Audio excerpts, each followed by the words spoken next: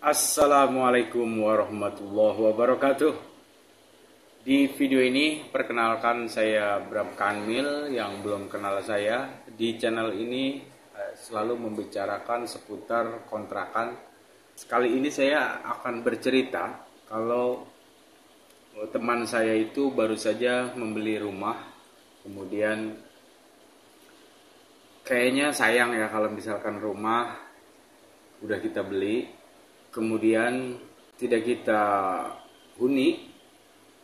Jadi dia itu berpikir untuk memanfaatkan rumah tersebut supaya laku disewakan. Jadi saya cerita pendapat dia kalau rumah itu pengennya dikontrakin, tetapi syukur kalau mau satu rumah dikontrakin syukur, cuman kalau rumah satu rumah dikontrakin itu sedikit peminatnya.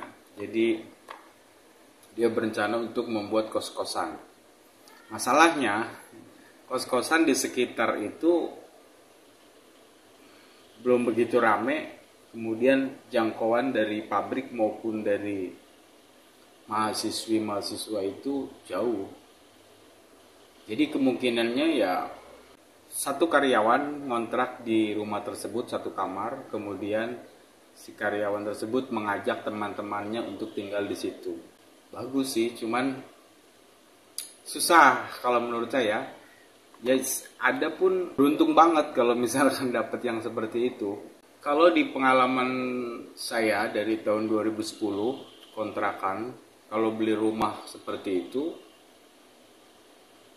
ya kalau bisa kita kontrakin utuh satu rumah ya kita kontrakin. Tapi kalau misalkan mau model kos-kosan, berarti kan kita harus memperbaiki setiap kamarnya dan fasilitas standar kos-kosan. Iya kan? Standar kos-kosan. Ya, jadi kemungkinannya itu satu rumah dikontrakin atau mau hanya beberapa kamar saja bisa. Tapi ini kalau pengalaman saya pribadi, ya kalau masih bisa dikontrakin ya dikontrakin.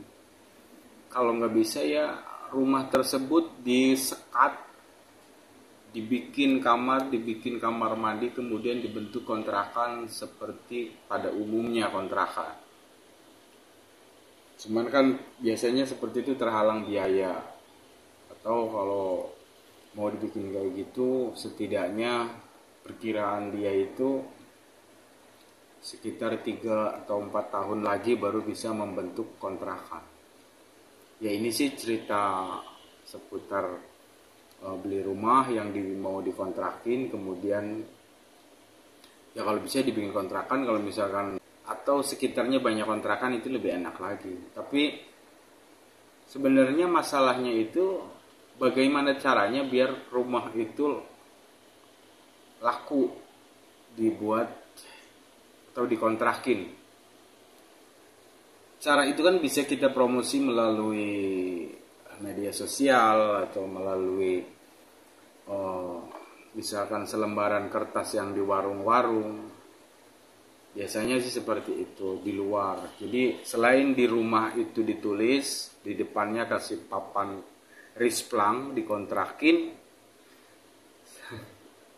Ini juga kebanyakan nulisnya itu rumah ini dikontrakan, rumah ini dikontrakan. Kenapa harus sama gitu dikontrakan? Kalau menurut saya sih lebih masuk atau lebih meresap dengan tulisan rumah ini dikontrakin sama dikontrakan. Kalau dikontrakan itu berarti terlalu resmi banget ya. Kalau dikontrakin itu lebih ke bahasa kita sehari-hari gitu aja sih. Bagusnya ya rumah itu diseket-seket seperti kontrakan kalau misalkan lihat mau dikontrakin. Coba deh kalau misalkan Bapak Ibu yang nonton punya pengalaman kayak gitu, bisa ditulis di kolom komentar ya. Tulis aja di kolom komentar. Jadi seperti itu pengalaman tahapan yang sedang saya temui di teman saya itu.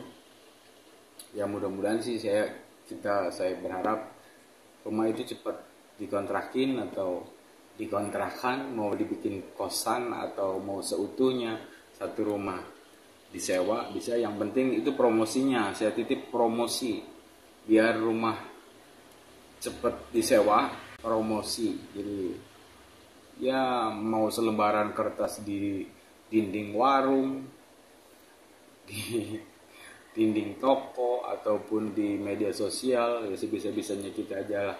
Jangan malu-malu karena itu usaha kita, jadi buat bikin iklan itu nggak usah malu. Demikian cerita saya hari ini. Terima kasih yang sudah nonton. Jangan lupa subscribe tentang seputar dunia kontrakan ini.